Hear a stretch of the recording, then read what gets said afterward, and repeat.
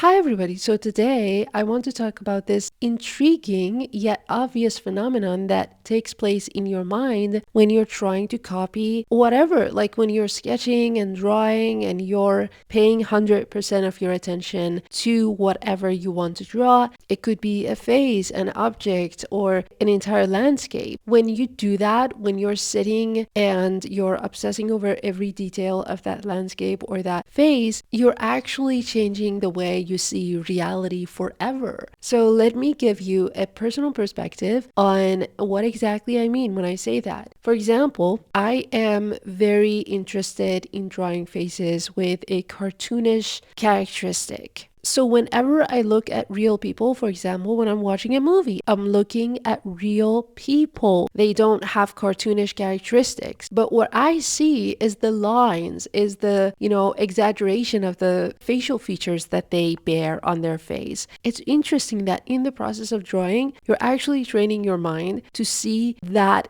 in reality as well, because your brain is a creature of habit, and whatever you feed it, it's going to find it in reality as well. So you are building something inside of you that functions in a different way than anybody else's, and that totally shifts and changes your sense of aesthetics and your taste in choosing a certain piece of art, any type of art. I'm talking, your cinematic taste is gonna differ, your reading habit is gonna change.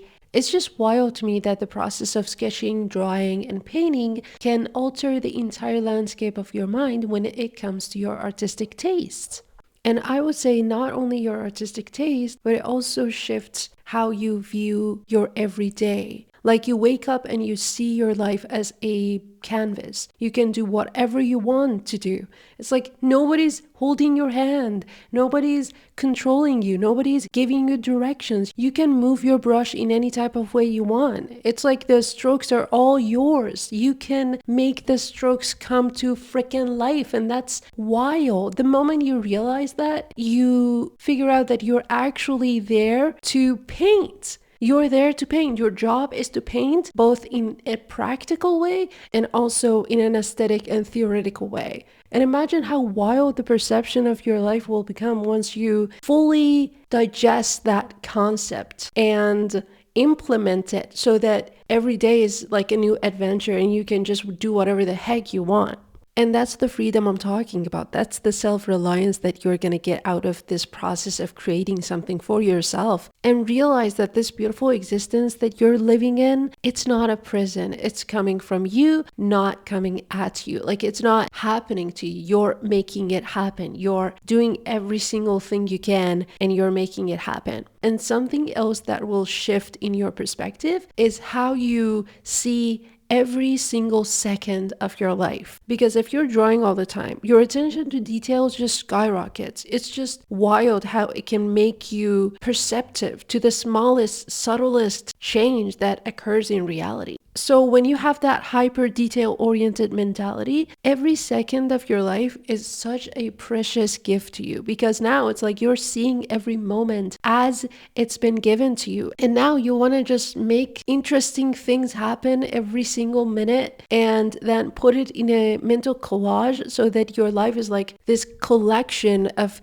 interesting events and daring actions that you've taken every single day. Isn't that just magnificent, the way art can just seep into your mind and change the entirety of your perspective? Man, it's amazing. It just expands your sense of possibility to a point that you see every single second of your life as an opportunity to grow, to learn, to understand, and to come up with epiphanies that you've never even imagined yourself to be capable of. It's like stepping into a dreamlike state and just doing whatever you can to make that dream much more fascinating and exciting. It's like your brain wants to treat everything like a painting. So you want to like add things to your days. You want to make it much more beautiful. You get to grow and develop your style of living, because now it's like, okay, this is art and I need to have an art style. So you're inevitably going to have this unique style of living that's only fitting to you.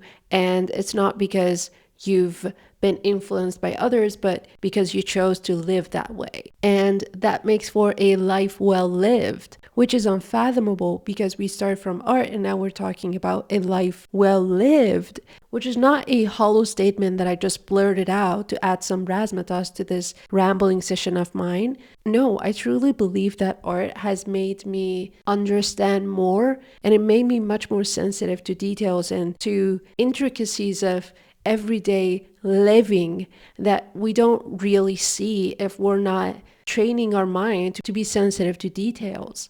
And even if we were to take a look at the definition of intelligence, you probably see that it's all about paying attention to details and understanding the relation between each detail. And that requires a lot of focus, which in some of the previous videos I talked about how art is very much essential if you want to improve your focus, especially in this day and age, right? So it's such a centerpiece of your intellectual life, and you cannot miss it, because if you want to enjoy learning, I think a huge part of that is related to how you see it artistically.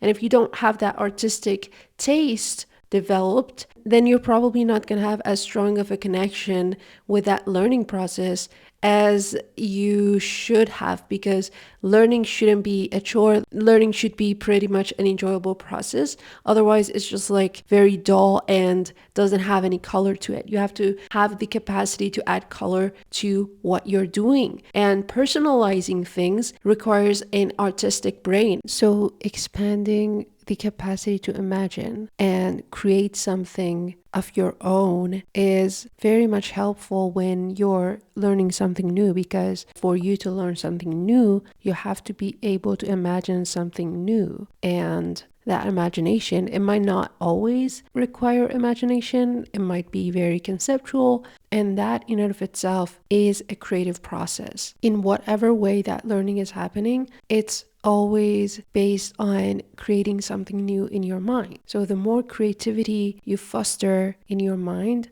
the better you're gonna be able to grasp the concept that you read in a book, or somebody talks about a specific new thing that you are listening to, or you're sitting in a class and somebody's mentioning something and explaining the process in which a scientific phenomena occurs. All of that requires you to go into your mind and construct a structure that fits that narrative. And that is extremely creative. And for those who have like a very creative mind, they're probably not going to have any problem doing that. They're going to be learning so freaking fast that they would surprise themselves too. And that's what I wanted to talk about. And I hope that it wasn't too rambly, but I'll admit every session of me talking is nothing more than just a rambling session, right?